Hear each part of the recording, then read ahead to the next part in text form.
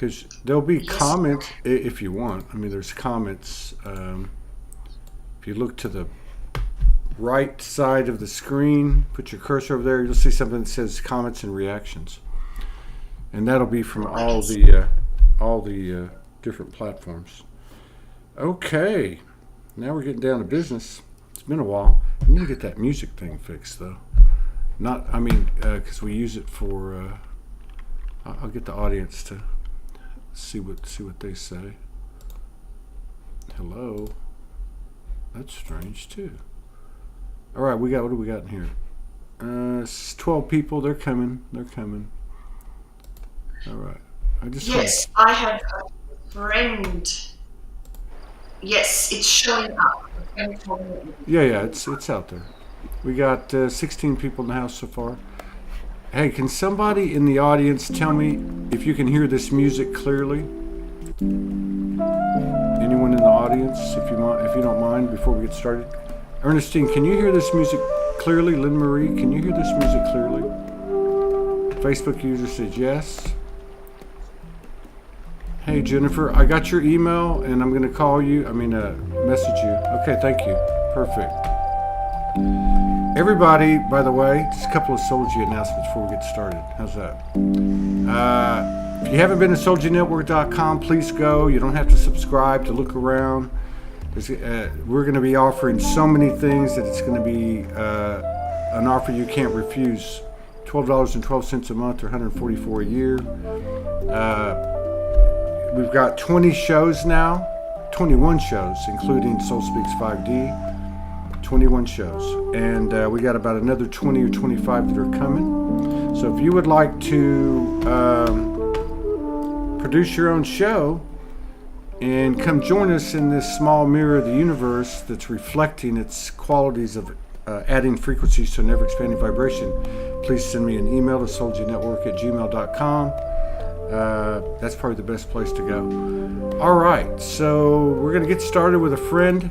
This is our second sit down with Joe Gifford from Australia, and it's a pleasure to have her back. This is only the third show I've done in the last 15 days, but that's about to change. Thank you, Janice, for hooking me up with that information. I want to talk to you.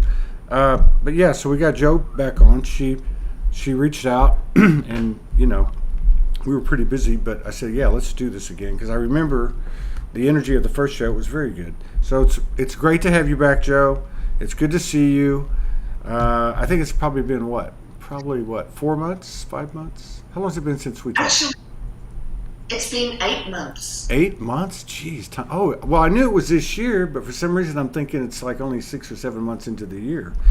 So you and I we have talked then in January, I guess? It would have been Around. Well, to me, 2022, I know a lot of people didn't care for 2022. I thought it was great. But it was very intense. And that 10-year Mayan calendar thing ended on the 21st December 2022. And it felt like, to me, January and February were just like, almost like a daze.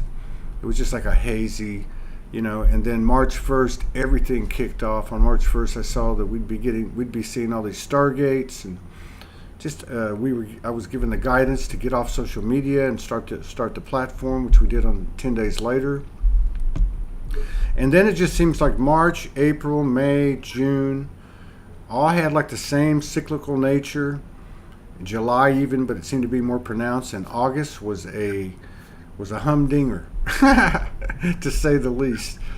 And a lot of talk about the 777 in July, the 88 obviously. Some people aren't following Lionsgate anymore. They don't look at it the same, but still the power of the month. And then September, of course, has started out with a bang. And we've got an equinox to look forward to.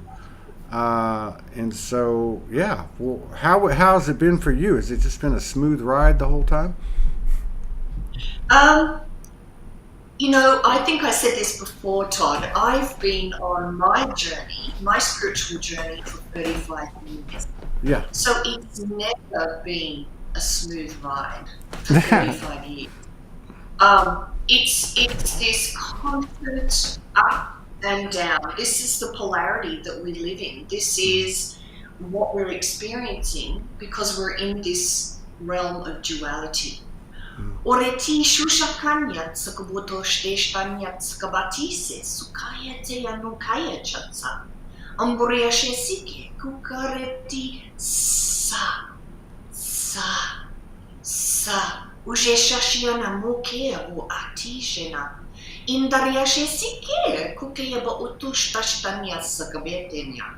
Izekue sa a kike ujendia bu uteki ariatemutsa. So as everybody knows, probably knows, I'm a light language channel, and it comes up when there is some energy and frequency to be added to the collective or the consciousness of our discussion. So I'm actually going to throw the cat amongst illusions and tell you that this is all an illusion. So let's look at this in terms of the simulation, the hologram that we're in. What we see out there, so this is going to be different. This is going to be looking at what we're going through from an alternative, very different perspective. You just mentioned before, Todd, that people look at the Lionsgate differently now. But I believe that the external world is a mirror for what we are sitting in every day, emotionally and energetically. So Lionsgate is going to be different for the however many real people there are on the planet. Let's just say 7 billion, although we know that they're not all, that there are NPCs on this planet, in this realm, in this simulation. So everybody is experiencing each day their ups and downs according to what they're emitting. And this is what I wanted to talk about today, is that we are reality programmers. We are creating this simulation to reflect us in order to show us what it is we've yet to resolve and understand. So if you don't believe in Lionsgate, if you don't believe in astrology, if you don't believe in these things, they will have no effect on you, because that's how powerful we are as creator beings. So from my perspective, we walk around in a frequency all day. We are either thinking in the past or potentially contemplating or worrying the future. And what we're doing is bringing the energy of both of those places into the now. We begin to emit a frequency that's a reflection of the energies and emotions we're sitting in. And the simulation responds to that and gives us and reflects that back to us. So when I say I've been doing this up and down all of my life, it's because I'm moving through all of these old energies from other nows. So time is singular, it's not linear. So this moment here is connected to a whole bunch of other nows. And this is the point of power. So I have a phrase that everything is an illusion in one way, because it's only happening or coming into our reality for us to see, because it shows us the content of our energy wave, our energy signature that we are emitting. And as we begin to observe it and understand it and heal all of this unfinished business, the world will begin to change to reflect that within us. It's just the same concept of tarot readings don't really work if you don't believe it. I think the other phrase is everything is a placebo. Which is why it works. Well, I mean, I agree with you. I think everything it's a simulation, it's a university, it's a playground. And just as the belief I carry, if that were me, that said, hey, Lionsgate's not what it used to be, is just as powerful as me saying everyone but me and this whole thing is an NPC, or there are no NPCs. I've always believed this. I believe that you can't prove to me, and I can't prove to you, that I'm an eternal soul, and when this body expires, I go on forever. I could be worm dirt. How do you know? How do I know? Regardless of the,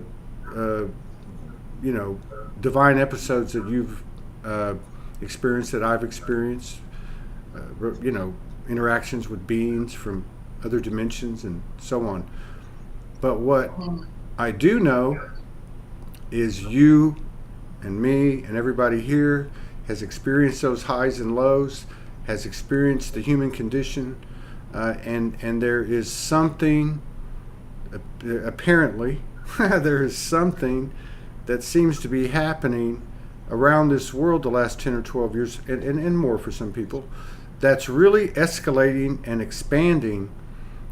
Really, each and every month is almost like another year or block of years or something. And there's a lot of old memories coming in for people's past incarnations. There's a lot of code being activated through, and I would say, an expanded sharing of information via the internet and oral history, talking to people, whatever. It all seems to be really, I don't want to say exploding, but it's getting to a level now where it seems like it won't be long before the entire world is going, something's going on here. With 30 plus years of experience under your belt, and I know you've done a lot of research, and I know you've connected, because I know people that know you, what's your take on this now? Because a lot of the people over the years, particularly the women that have been doing it for a long period of time, they've gotten to this point now and they're like, I can't believe it's finally here. Do you echo those sentiments, and what is your personal level of enthusiasm and excitement, if you will, for what is happening and what the prospects are of what could happen?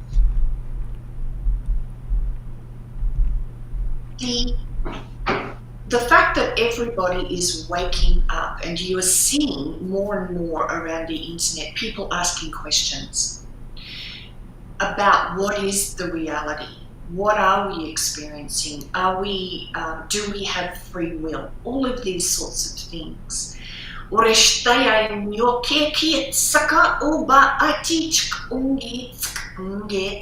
Sukuta ati akuritski kuka buuteshtak ungetsk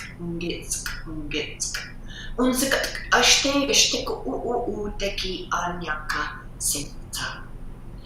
So the one way, or the best way, to look at this is that we are in the school, in the university, and for a long time we've all been on autopilot. We've all been so caught up with paying bills, getting the kids to soccer, paying the mortgage, keeping up with the Joneses, that nobody's really looked within. We've been kept by these control mechanisms focused externally, and now they're trying to do it again with the climate, all of that sort of stuff. So the fact is that people are asking, what am I being told? What are we seeing? What is the truth? And being forced to go within, as we know we were from March of 2020. When people ask questions, and when people contemplate things they've never contemplated before, it is a process of expansion. Just the simple thing of asking a question changes the reality around you. The light language is incredibly strong today. So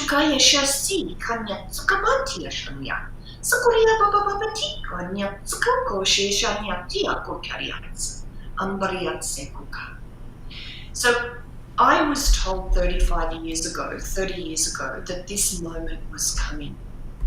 consciousness-wise on the planet. We didn't know exactly when it was going to happen. So we've understood that people are waking up and asking questions. That's the biggest indication that we are going through a change. Now, I was also told 2032 was approximately, or a time frame of when this next age would enter. Azekika ambea tusi ikika, anzekika ujet sakanya sakabite, sukuyo chukunyo koko. And in fact, I had a dream the night before last. And it wasn't a dream, it was an out of body. And I was on the bridge of a spaceship. And the commander of the spaceship was addressing all of us. And I was out of body because it was a certain color, or actually sort of, it has a sort of a feeling or a color to it that shows me that I'm out of body.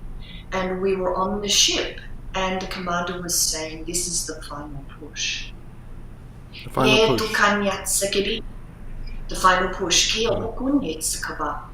And if anybody has a look at what they've been going through in the last 3-4 days, what are the things that you've been triggered to feel? What are the past memories coming up? If you can look at that and bottom line it, if you can actually write down a few paragraphs of what you've been going through, bottom line it to how you feel about all of that. That to me is the sort of the crux of the issues that are holding you back. What is it you haven't owned? What is it you haven't seen the breadth, depth and width of in your emotions? It is all about your emotions. It's people don't want to hear that, but I believe that it's the energy, emotion is energy in motion. So the emotions we sit in have an energetic signature, and this is affecting what is reflected to us day by day by day. And if you stay awake and watch what you're triggered to feel and observe it, the observer is incredible, you will start to transmute the energy of that situation. So because of that dream and because of what has been coming up in me to look at, I know what my last push or the crux of my issues is, or whatever it is that we're dealing with. If we can see this and push through it, it is that final push. That's what I was told. Yeah. Let me grab a couple of those things. I love talking to you. So the 2032 thing. I know when I started this, 4,400 shows ago, even Franco De Nicola, who did 52 shows with us before he transitioned, and had probably the most incredible forecasting and accuracy of anyone I know. He was talking, and others were talking 2050. I think I remember some people were talking 2070, 2050, 2035. But consistently throughout the years with him and other people, there was a consensus acknowledgement of accelerating the timelines. And so I think that what you're speaking to, particularly in the light language and also in your recent recall of this lucid dream, somewhere in between the lines there, it feels the same to me. It feels like we've accelerated again, and we're very, very close, if not actually walking in this space already, and just maybe the humans catching up. So I think that's something that, again, comes down to what you opened the show with, which is what we believe. And then the other thing that you're talking about too, which I really resonate with, is the deepest stuff is coming up now. So whatever our handicap or burden was, or unconscious programming or blind spot, is coming now. And I wanted to follow up with what you were saying in the form of a question and see where you go with it. It feels to me, and I also really appreciate what you said about owning your shift, owning your stuff.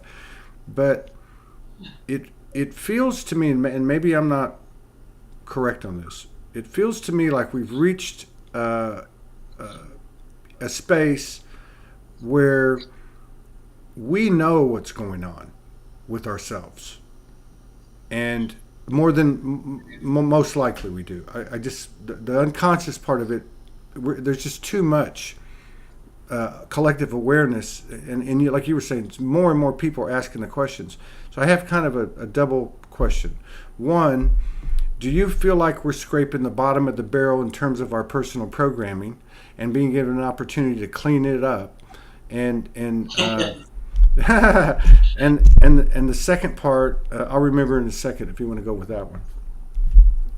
Okay, there's an analogy that I use through life where metaphorically rowing a boat across a lake or a pond, and that is consciousness. That's our life. And as we're rowing, there are other people in other boats, and they will occasionally lob stones at us because we have interactions. And that stone will rock the boat, or it'll hit the boat, or it will hit the water and the boat will rock. So we keep rowing. Occasionally we'll hit debris and there'll be logs floating in the water, and that's at the top of the consciousness. So if you look at the pond as your depth of your consciousness. So there's logs that we knock into, branches and things, and they're the things that are readily available for us to deal with, that are really obvious. Now, what happens is, at the bottom of the pond is sediment. And the sediment is the stuff we haven't dealt with maybe for a few lifetimes. We're just so busy with the rocks and the stones and the debris in the obvious level.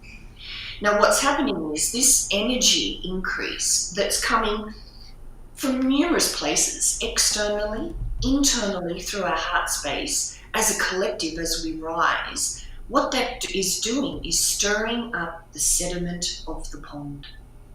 And it's coming up to be dealt with.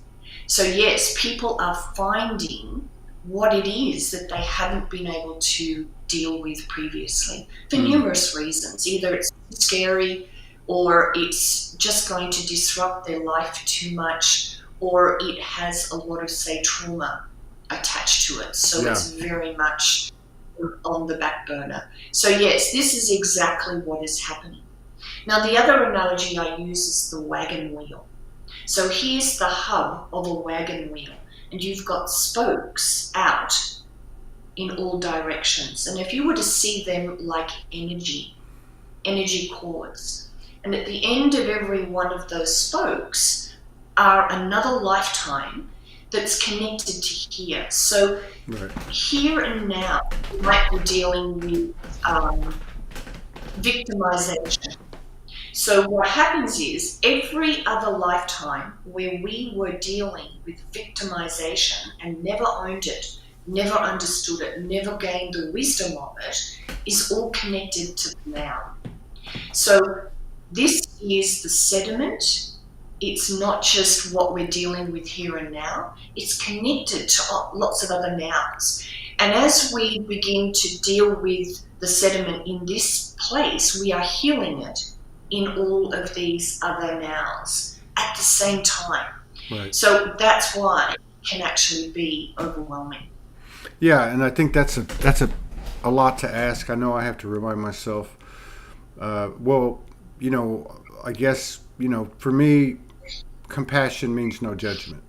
And so we keep checking ourselves, and I would look at things and go, surely, come on, it's staring you right in the face or whatever.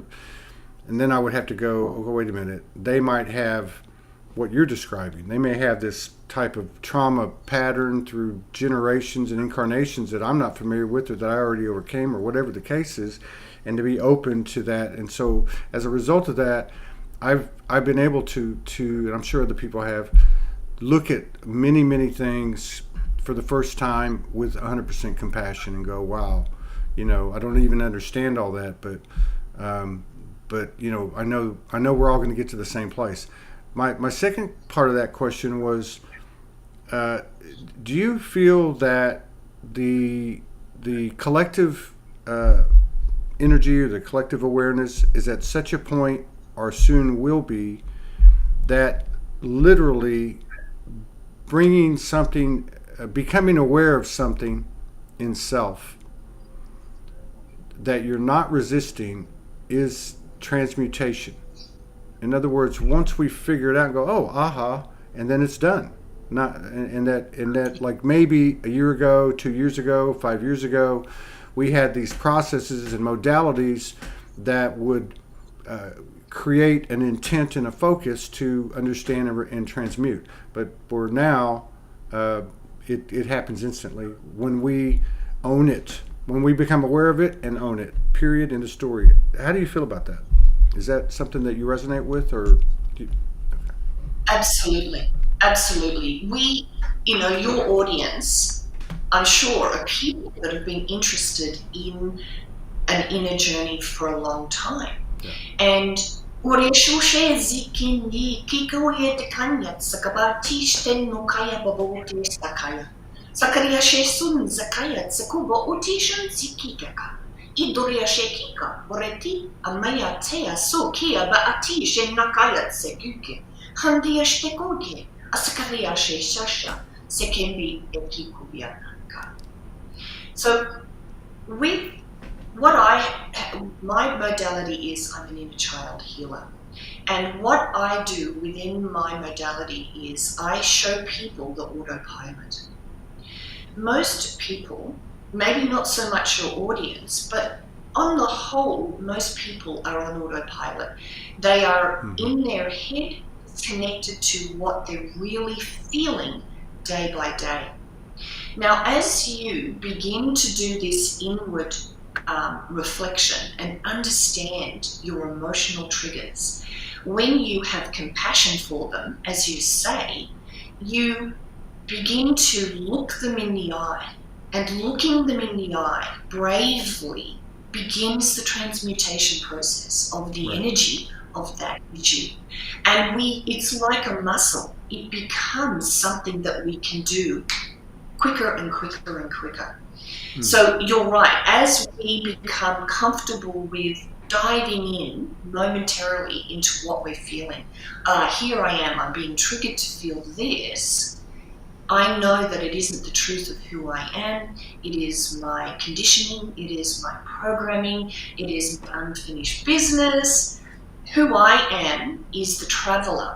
Joe is a coat. Todd is a coat we're wearing in this particular reality and realm we're in.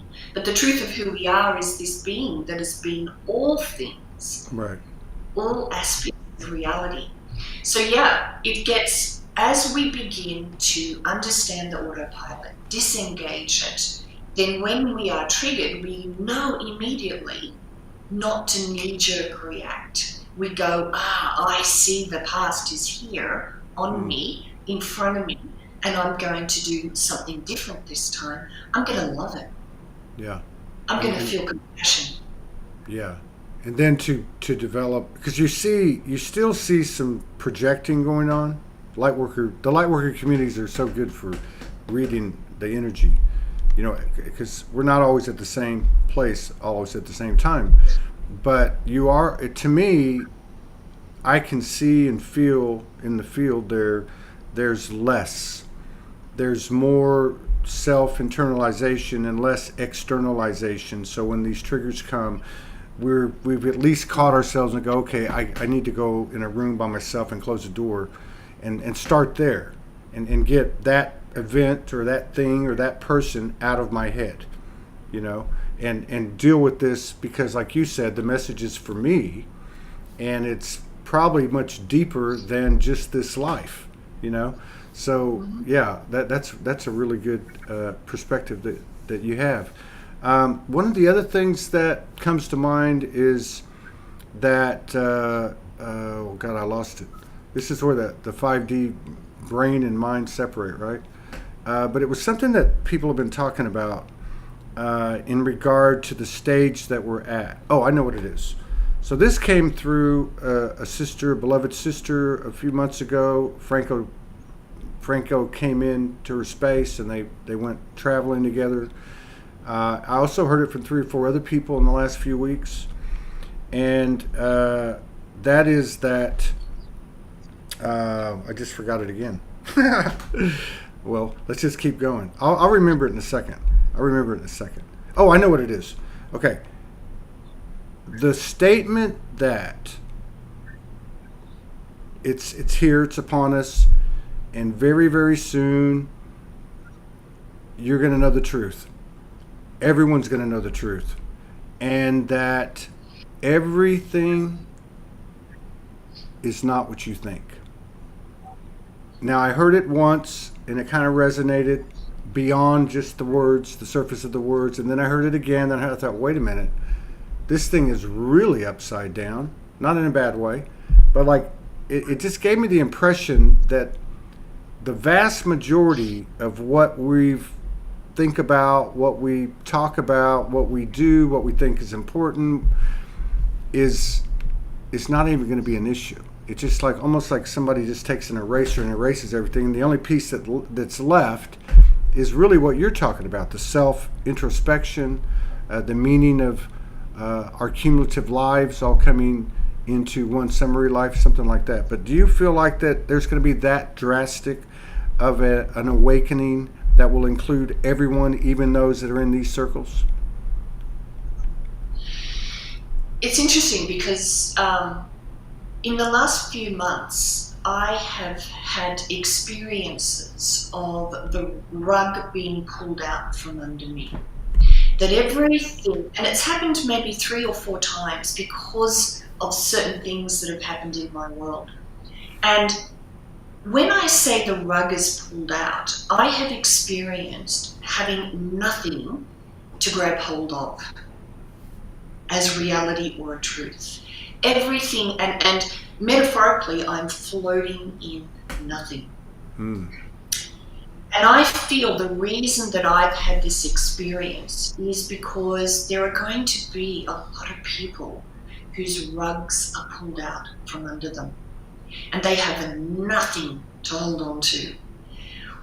And because I've been going through it, I think it's because we need to be able to, or I need to be able to connect with people whose rugs have been pulled out from under them and say, I understand. Hold, keep breathing. You will find a ground to settle on again. So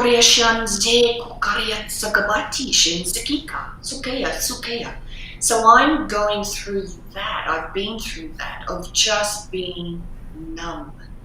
Just having nothing to hold on to as a truth. Like, that phrase, the more you know, the less you know. Right. And I've been in that space to have a compassion or an empathy for the people that are going to be going through it in the next few weeks, months, years. But everything will be fine. Because an aspect of who they are will rise within them. Because just like Joe is a coat for me, who they are, there is their coat, but their deeper aspect will rise within them to help them stabilize, restabilize. Right. But there will be a period of there'll be nothing to hold on to for certain people. Yeah. And I think even in our community, in the people that are awake, like the fact that I could go through this after 35 years, go through it knowing nothing, believing nothing, losing anything that I felt gave me any grounding for a couple of days at a time, right, shows that we can still go through this. And I think we have to be that open, yeah, to allow everything to fall away. Yeah. Can you let it all go? even for moments at a time. Yeah, there's no question. It's a very humbling experience, and being open is an absolute. And I think for me, that's always been like a easy way to approach it, like a rule of the road, because we all want to be open to the light. Nobody wants to be open to the dark, right? And then you start to have that relationship and connection and understanding that, that's, for me anyway, that's where the polarity construction of the universe starts to make sense, which is different than the Earth's duality, this distortion that we that ramped everything up here. But I feel like that being open is an absolute. That's almost like our steering wheel, because like you said, you've been doing this 30 plus years, and you're still going back to the wisdom well. And you know what I mean? And that's not always, and we came here to feel, and we came here to get the rug pulled out from under us. It doesn't mean that, we lose things that we think we might lose. How can you lose anything? How can you detach from anything when you're always connected to everything? I mean, there's all these quagmires and all these deep universal truths that are confronting to the human being aspect, and I think we've all found too that one of the other things is the only thing standing in our way is ourselves, and these epiphanies that you're talking about, and these experiences that are presented to us, and that's why I asked the question about awareness. If I am aware of something, and I just found out today, it doesn't matter if you found out 10 years ago and I found out today. I can be in the same place that you are in regard to that program, unless I'm stuck on the grid and resisting, which I find fascinating, because you would think that our resistance to losing an identity would be greater for the things that we're proud of. But it ends up being the things that we don't think we are, right? It ends up being the ugly things that we actually don't want to associate with, but that is actually creating a false identity. We're not owning it. And I guess in a sense of going back to what you said at the beginning, it's owning all the universe. Ultimately, we're owning every aspect of the universe. There's nothing we can separate ourselves from. Do we understand it?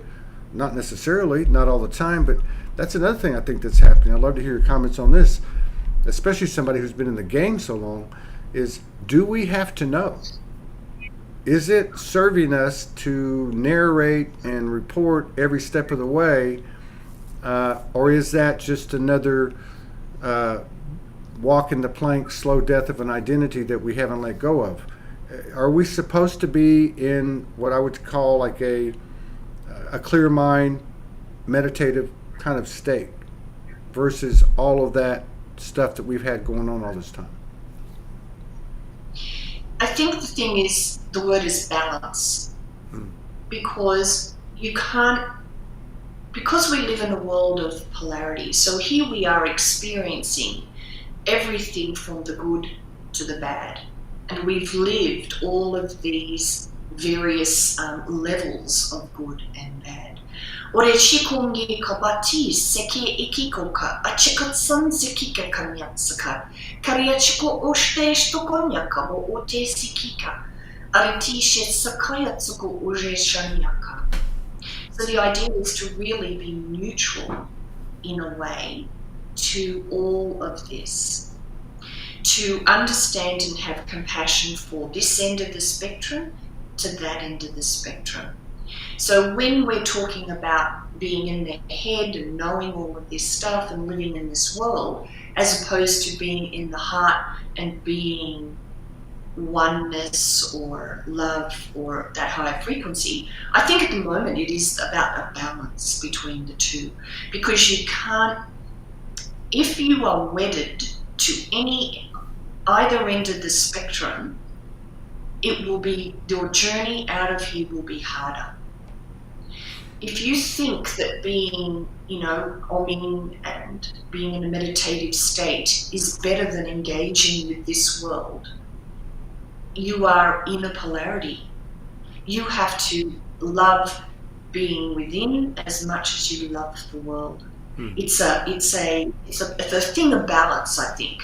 It doesn't really matter where you are, as long as it doesn't have control over you. Yeah. Does that answer your question? Yeah. I'm just thinking, like, in terms of, like, I don't know. To me, people have been talking about being present, embodiment. That's taken on a whole different connotation this year. Embodiment's like going hardcore now. Like the body itself speaking, the consciousness that is the body is it's gotten louder.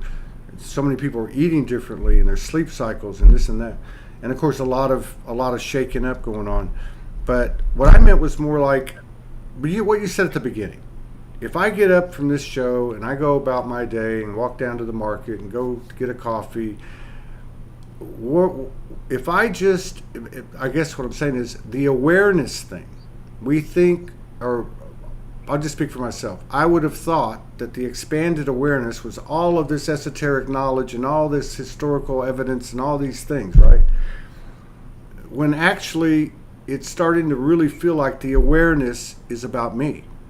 It's awareness of myself. So if I get down here and go walk out the door, what I meant by a meditative state is just like a communion. Just like, instead of what am I going to do tomorrow and why did that happen yesterday, I'm walking by, I see the tree, hello, how are you? The wind feels nice, the bird flew by, the intuitive thought jumps in your head. Why am I thinking of this person? Oh, I need to call them. You know what I mean? Like this natural as in nature, right? As in nature, as in this natural flow, this natural progression.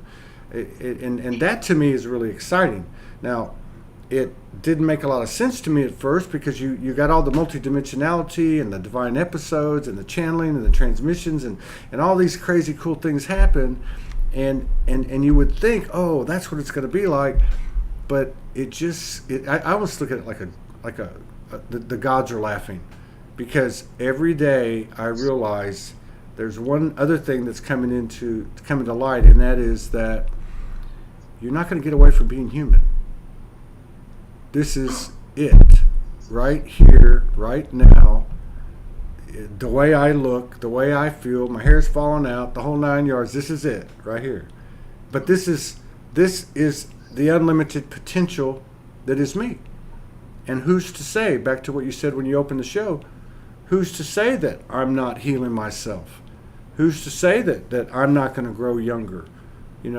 Who's to say that can't happen? I believe it is happening, but what's important is what I believe for myself and everybody else, right? So, yeah, that's kind of what I was talking about. But I do get what you're saying, because the balance, we can't be out of our body too much, and we can't ignore what's out there either. I mean, unless you've had your full share of your multidimensionality and learned everything that you need to know, and I don't think there's anybody here that can raise their hand about that. Not if you've been in the game 35 years and you're still going to the wisdom well in the form of triggers, as you said. Yeah. Well, we're here for the experience of it. So we have to find peace with what's in our world and look at it almost like, in a way, a science experiment. Look at it, be curious and interested in what comes to us, and look at it really, in a way, sometimes like an illusion. So when you go out your door and you're going to get coffee, what comes to you is a reflection of the energy you are sitting in. It's a reflection of your energy signature. So say somebody nearly runs you over with their car as you're crossing the road to go get your coffee. There's a reason that has happened to a degree, because however you react, you might react in anger, you might be in fear, you might say, that person is inconsiderate, that person did this and did that. And if you stay with what you are feeling, it's showing you something on here. I mean, in a way, everything is an illusion only happening to show you what's on here.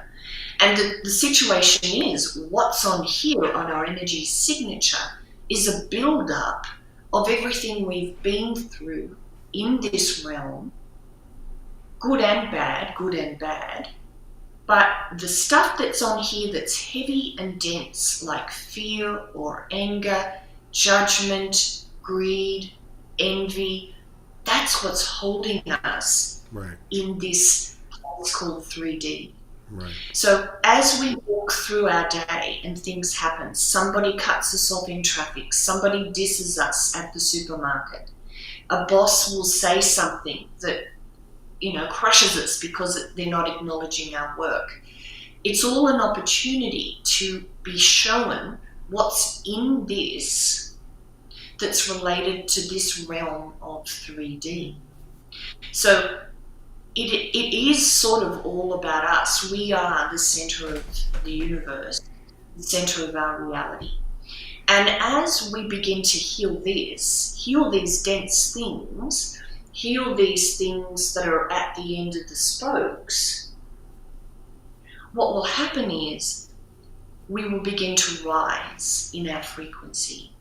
We've been held on that hamster wheel of low dense emotions for a long time, partly because we've been on autopilot, partly because we've never been given the freedom or encouraged to look within, to look at our emotional state, our energetic state, because the world has been set up that there are things outside of us that tell us who we are, how good we are, what's our worth, and it really all comes from within. So as we begin to heal these things, as we begin to be present moment by moment throughout our day and be interested and curious how our day unfolds, we begin to heal them faster and faster. There's that old thing. That's not who I am. And your frequency will rise, and that's when you then begin to tap more and more into these other dimensions. Your psychic ability turns on, but it's difficult to connect because we're stuck in blaming others, or we're stuck in it's not fair, or we're stuck in good and bad, right and wrong. And the balance is to yes, say yes, this is horrible at times, this is shitty at times, but there's a reason. And if we can look at it from the higher perspective and heal it and own it and be brave and face it, the energy starts to lift and rise. And as we all know, as we do it within ourselves, it goes out through the morphogenetic field, it goes out through the grid, and other people begin to pick it up through our own understanding. And this is why things are speeding up, because more and more people are taking responsibility for their emotions, taking responsibility for their lives, and understanding this is an evolutionary process we're in the middle of. It's almost like a mechanism, or like you're going to have this test and then you will get this grading. And according to your grade, you will have another test, or you're done with that test and you move on to the next level.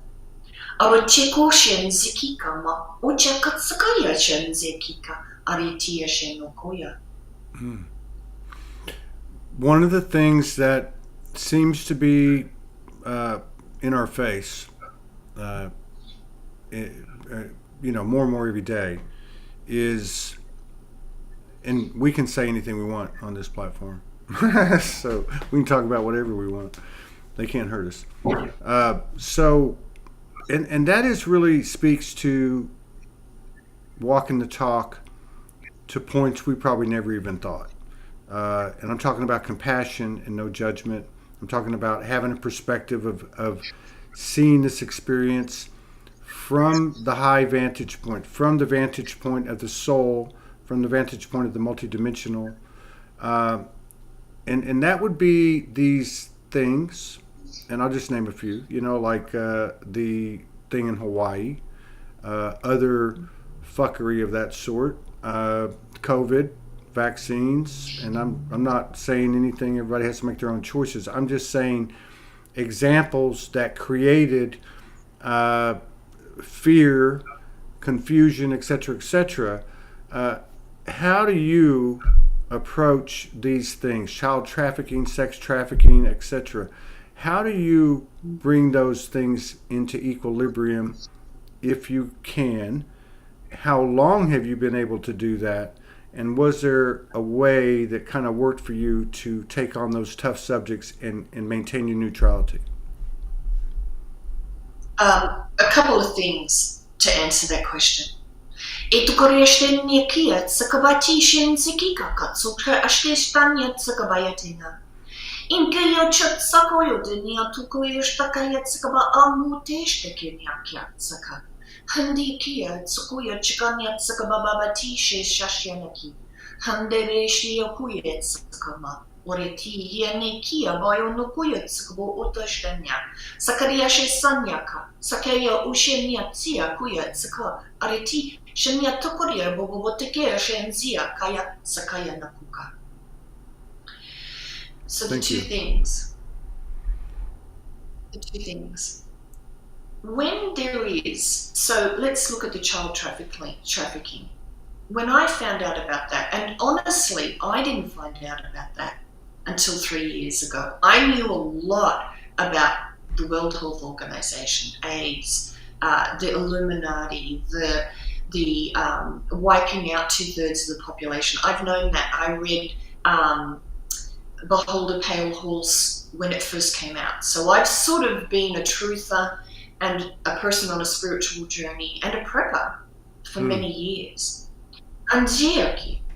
So when there is something negative, you feel the negativity of it. So I cried buckets about the children. I literally had a discussion with God and the devil in front of me. And I said to God, why should I choose you instead of this? You have allowed this to happen. I mean, it was one of those, what we call come to Jesus moments. I was on my knees bawling. And what I understood was, feel the emotions around it. Understand that we're in a polarity. And we chose, whether we understand that or not, to experience this realm of polarity. And in this realm, we are, in a way, as far away from God and Source and the truth of who we are as we could ever be, in a way. We forgot that we're divine. We are experiencing the reality of not knowing that we're divine, not knowing the truth of Source and the energy of Source, which is love. So this is the greatest experience that we could ever have. And we are adding to a knowledge base of making known the unknown. So there is a choice in this reality. There's a choice in experiencing all these horrible things, because it is God knowing itself in an experience of not knowing it exists. So if that makes sense. So where we are is the toughest experience, the most intriguing experience, the most interesting experience on certain levels. So we have been all things. And Right. One of the things that helped cope with this was I've probably been that abuser. Yeah. I've probably done what happened to me as a little kid. We have been all things. And so how do we heal a situation that's very dense and heavy in energy? We don't heal it by hating it. We don't heal it by wanting vengeance. We don't heal it by wanting to see those people hung or strung up. We heal it by adding love to it. And people get so angry. They want justice. They want to see these people on trial. They want to see these people suffer like the children have suffered. But we may have been those people in other nows. And how do we change a frequency? By adding a higher frequency to it. We don't change a situation by sending more negative energy into it. We send love into it, we send compassion, even if only intellectually at first. Right. Because what we do is, through entrainment, helping the lower energy come up. Hoping and focusing upon the situation evolving in a greater way. Now, again, we have to have the balance here. We can't ignore this. So there's a balance between crying about it, wishing it was different, and then also finding this higher perspective. Yeah. If you are forcing yourself to have this higher perspective while ignoring what you really feel, right, you're out of balance. So whatever you're triggered to feel about any of this negative stuff, whether it's Maui, whether it's child trafficking, on another level, it's only happening to show you something that's on your energy signature. Yeah. So you might be triggered to feel powerlessness. You might be with both Maui and what's happening to the kids. You might be feeling hopelessness. You might be feeling a lot of other things. But if you can process all of what you're triggered to feel in relation to these things, you are actually going to help those things. Yeah. The micro of the macro. Yeah. And vice versa. Yeah, I think, and what you said about, you were referring to toward the beginning of the show, that on you on a personal level, which I've heard a lot of people say over the years, that there would come a time when we so-called would be put to work. And a lot of people have different takes on that. But I look at it like, okay, you know what? Anything's possible. Earthquakes, floods, hurricanes, martial law, nuclear wars, whatever. And I'm good with it. And I picture like, okay, what would that actually look like?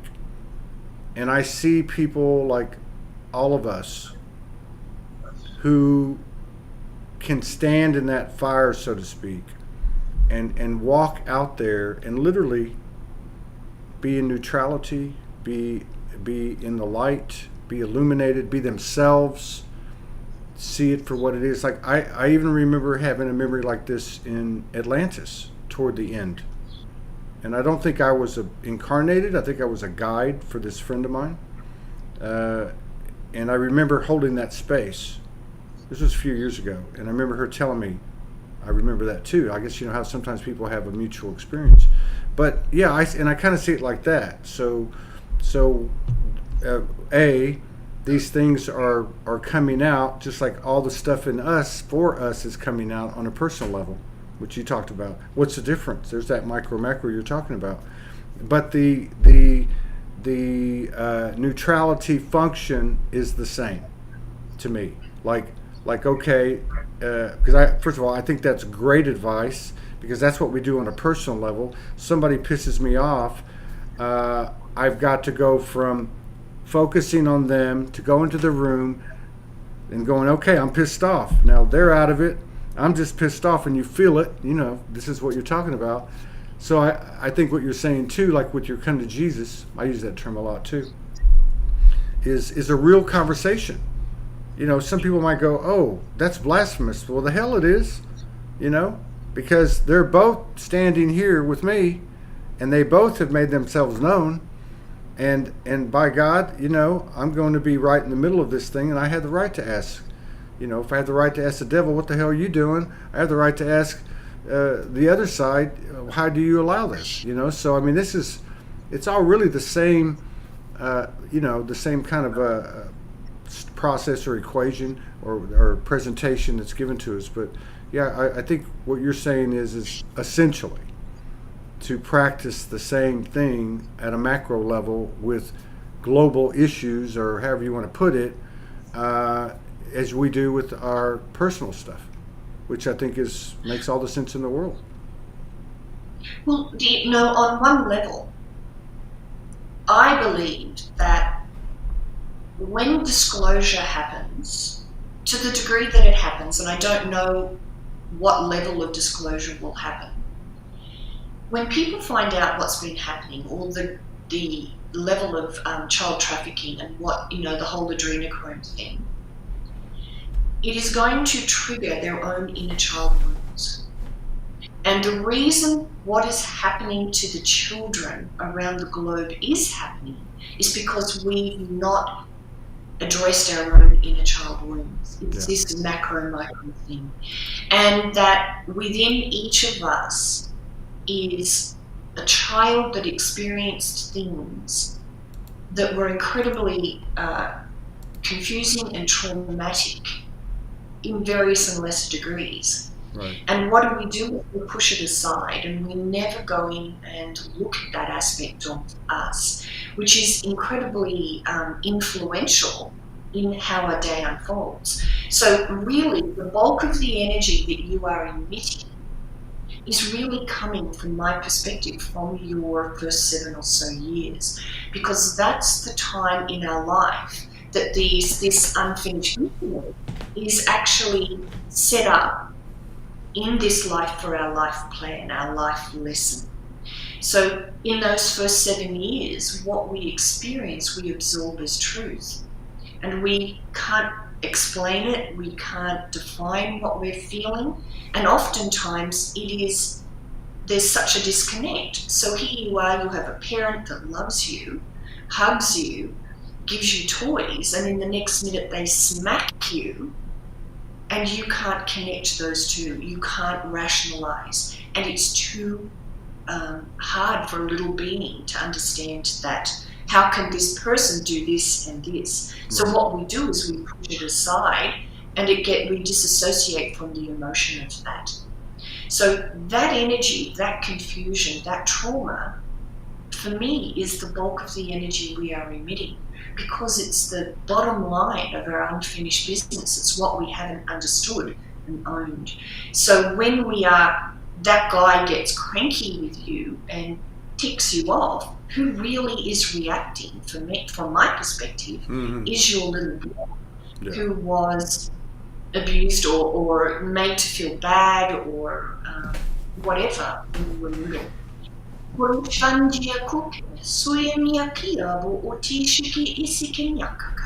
Zati shakuye seki isheshasha okoya teka sanzeaka. Yeah.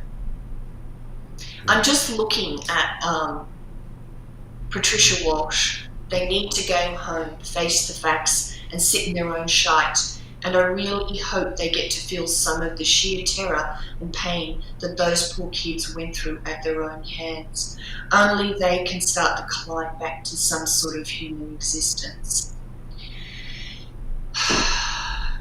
The hardest thing to understand is those children chose it. Yeah. Amerikanyaca. Indikia kuyetia sukia mukayetsa nakikarunteyana.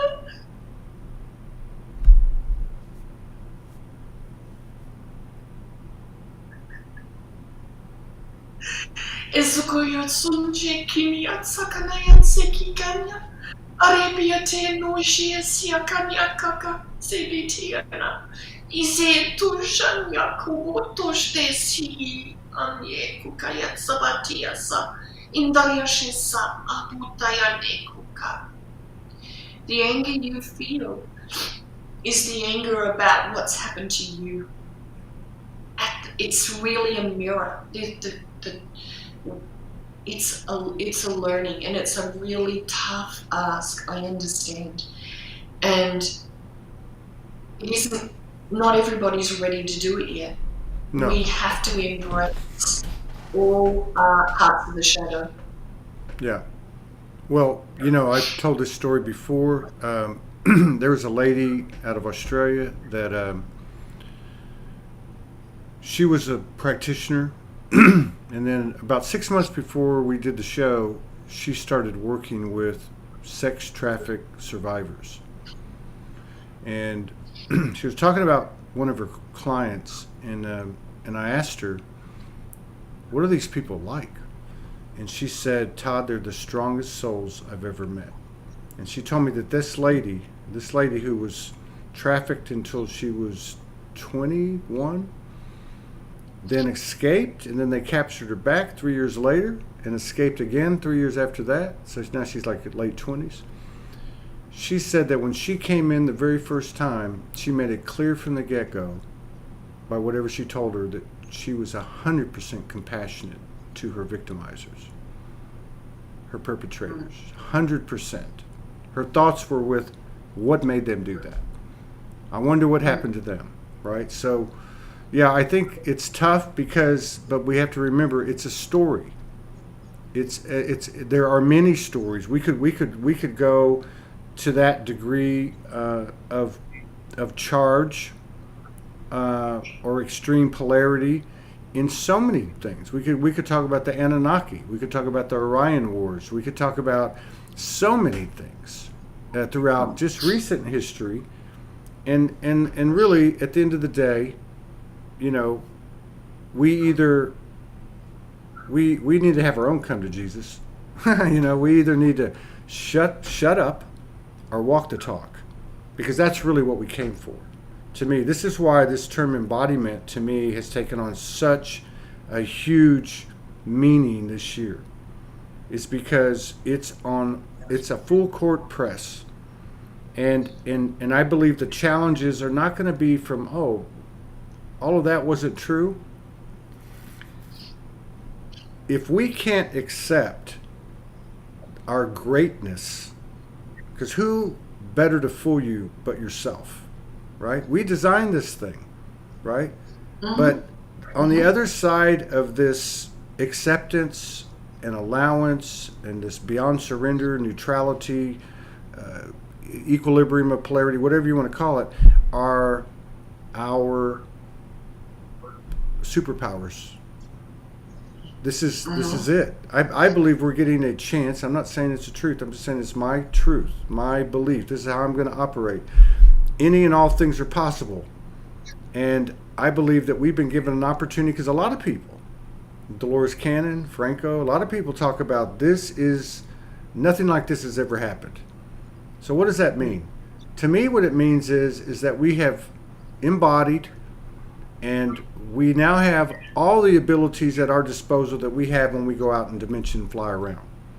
So, you know what? The old saying is, I'm going to give it my best shot, and I'm either going to get it done or die trying, right? I mean, think of that. And if you look at some of the narratives that are coming out now, that are getting some circulation, that are getting even some acknowledgement in, let's just say, scientific circles, there is a lot of talk about Atlantis, even Egypt, where these leaders were superhuman. They were something, it's like they used to live longer, hundreds of years. I mean, something happened. There was a dissension, which would make sense to me too, because how can you have an ascension if you don't have a dissension? There's got to be, you know what I mean? So I say let's enjoy the ride and ride this thing out, hang 10 and give it our best shot. But it certainly seems to me that we've got to step up and really walk the talk, not just in regard to our personal stories where we think we've gone through more pain than other people, because that's straight up bullshit. It really is. All of our pain is the same, just like all of our love is the same. We may not have discovered it, we may not see it perfectly, but that if we can do that on a personal level, we can sure do it on a collective level. And how does that play out? I don't know. I mean, so much of what we're even looking at, we have to question. Like, how do we really know what happened? You know, we know what we're being told happened in Hawaii. We know what we're being told that happened over here and over there.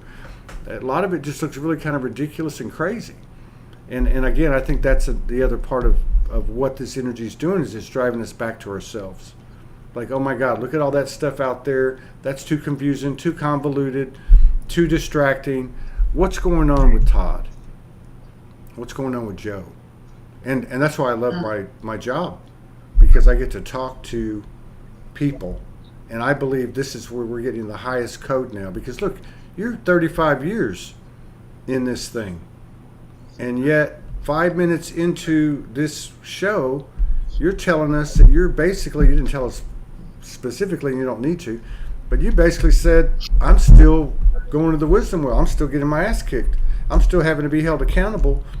And I'm still striving towards, the same thing I was before, that imperfection striving for perfection, or whatever you want to call it. So that type of humility and humanness I started to see last September and October on this show, and it's just gotten bigger and bigger and bigger, and it's exciting. It really is. To me, that's like the secret weapon. Like, if all we got to do is look each other in the eye, look each other in the soul, and say, you know what, I was a human being. I'm a human being. I'm getting my ass kicked. I'm not perfect, but I'm still here, and you're still here. I mean, we have a lot to offer each other with that type of humility, where you're not putting me on a pedestal and I'm not putting you on a pedestal, or I'm not looking down at you or you're not looking down at me. We're actually saying, hey, this is a round table of spirituality. Nobody sits at the head of the table. Pull up a chair and let's get busy. Let's get jiggy with it. I really enjoyed this conversation. I didn't mean to go off on a tangent there. But yeah, I'd love to hook up with you again. We don't need to wait 8 or 9 months though. And for any of the producers at Soulogy Network that are watching this or that will watch this, here's a great candidate right here. Everyone's always saying, hey, who can I get on? There's 4,400 shows in the archives with fantastic people like Joe Gifford, and here's another one right here. So I would love nothing more than to see people like Joe, go through 5 or 6 shows over a few weeks on the Soulogy Network, because people need to see these folks. They need to see them. They need to be exposed to them. They may not even understand what they're saying, but they will pick up the radiance of their heart and their soul.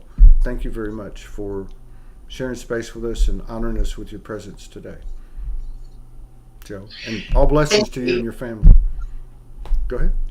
Thank you. Thank you. Okay. I'll see you again. You take care. See you. All right. We'll be back in 40 minutes with Shamanic Adventures. Take it easy, Joe.